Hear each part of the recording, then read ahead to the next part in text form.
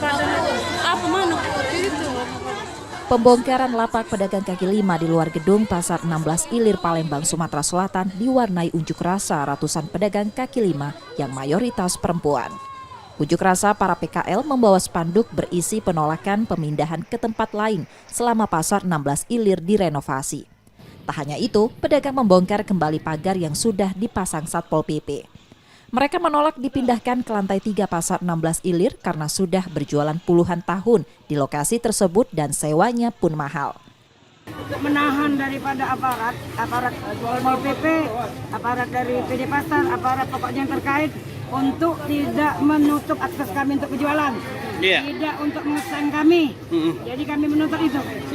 Kalau dari pemerintah belum ada solusi, tapi tadi dari aksi riak yang sedikit dilakukan oleh pedagang, ada koordinasi dengan Bapak Hari dari kepolisian bahwa kami ditangguhkan dulu untuk diseng ini supaya kami bisa berdagang, pedagang kaki lima, dan kemudian besok akan dilanjutkan ke DPR.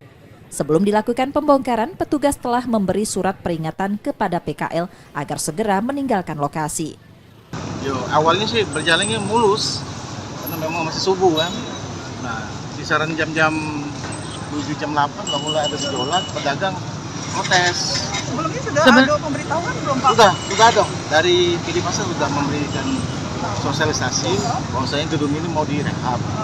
Satpol PP juga beberapa hari kemarin sudah memberikan surat untuk mereka pindah karena ya rencana gedung mau direhab tadi.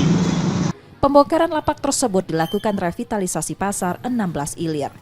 Yudi Kiswanto, Kompas TV, Palembang, Sumatera Selatan.